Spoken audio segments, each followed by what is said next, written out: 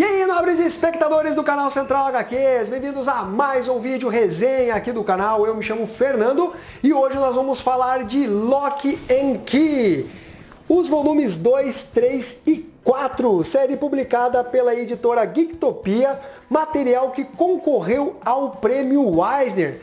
Temos um total de 6 volumes da série Locke & Key, que ganhou uma adaptação para a TV pela Netflix. Eu ainda não assisti, não sei dizer se é fiel, se é boa ou não. De qualquer forma, eu já resenhei o volume 1 de Locke & Key, bem-vindo a Lovecraft. E galera, eu achei um trabalho espetacular do Joe Hill, que é o roteirista e filho do Stephen King, com a arte do Gabriel Rodrigues, que eu tenho ali algumas ressalvas. De qualquer forma, foi um material que eu dei a nota 9, quadrinho de terror de qualidade. Nós temos aqui, galera, o volume 2, Jogos Mentais, e eu adoro essas capas aqui de Locke & Key.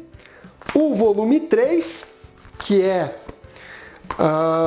Coroa de Sombras. E o volume 4, Chaves do Reino. Cada uma dessas publicações, galera, elas têm o preço padronizado aí de R$ 79,90, são materiais em capa dura. Eu não sei se todos os volumes foram lançados em capa dura, mas eu sei que o primeiro, eu acho que o segundo, tem a opção de você comprar em capa cartonada, obviamente com um preço mais barato. São em torno de 170 páginas em papel couché, cada uma destas edições. Recomendo vocês assistirem, inclusive, a resenha do volume 1 que eu fiz aí de Locke & Key. Bom, galera, vamos lá. Nós temos o volume 2 e o volume 3, que eu acho que faz com que a série ela caia um pouco de nível.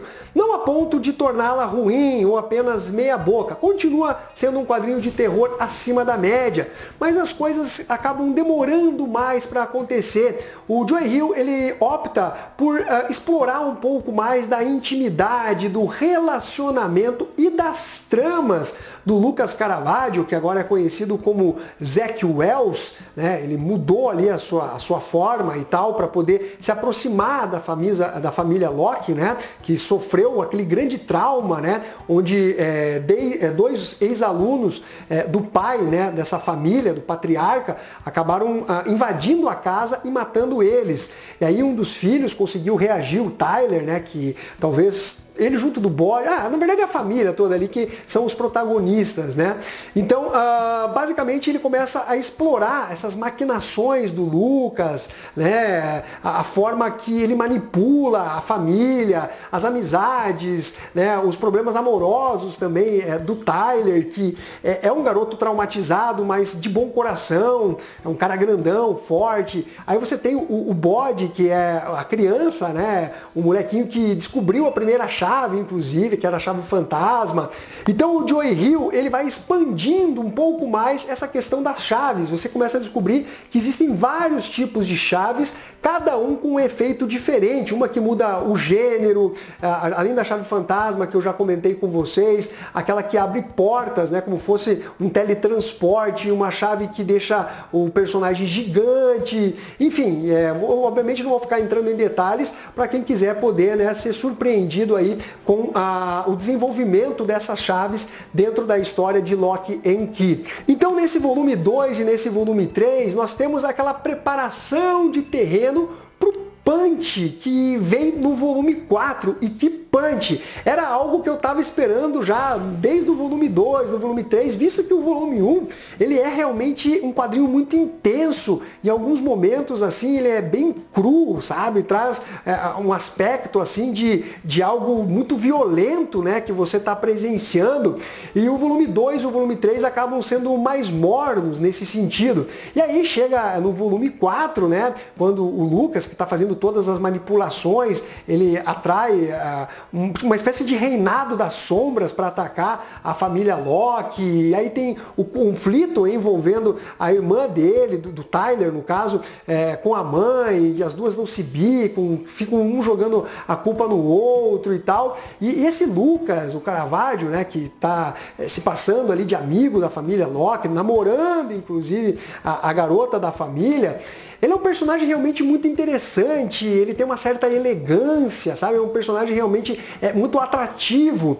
E aí quando chega nesse quarto volume e que as coisas vão para uma espécie de ápice, né? O estopim de tudo que estava sendo preparado no volume 2 e 3 realmente traz uma nova empolgação para essa série. Então, em resumo, galera, continua assim em alto nível a série Locke and Key, porém eu diria que o volume 2 e o volume 3 eles ganham uma nota 8, já o volume 4 ganha uma nota 8,5 e eu espero que o volume 5 e o volume 6 eles sigam assim essa vibe, essa coisa mais violenta, com bastante ação, que foi apresentado exatamente no volume 1 e no volume 4 aqui dessa série Locke and Key, publicado pela editora Geektopia. Em relação à arte do Gabriel Rodrigues, que eu já falei, né, no primeiro volume, que ela não casa tão bem em relação aos roteiros do Joe Hill. Ainda que ele faça uma colorização que apresentam cores mais frias, que acabam ajudando, né, no clima da história, o estilo dele é um pouco cartunesco, sabe? Ele até tem um pouquinho de uma pegada meio mangá no desenho dos rostos dos personagens e tal. Em alguns momentos a arte dele funciona muito bem. Em outros, ela parece assim uma história de super-herói, sabe? Não tem exatamente aquela sensação de um quadrinho de terror, uma coisa pesada, que é o que normalmente a gente espera quando está lendo uma publicação nessa pegada aqui de Locke and Key. Porém, pela narrativa excelente que ele tem, ele consegue narrar a história de forma muito eficiente, né? Ele também faz as grades ali de quadrinhos de forma muito interessante, os enquadramentos, ele consegue passar a emoção, né, para o leitor, mas o design, né, o estilo artístico dele, no meu entender, ele deixa um pouco a desejar em relação ao estilo aqui do Joe Hill em contar as histórias de Locke and Key. Então, galera, basicamente é isso daí. Eu espero que vocês tenham curtido esse vídeo. Não esqueçam de dar o seu like, compartilhar e ficamos até a próxima. Fui!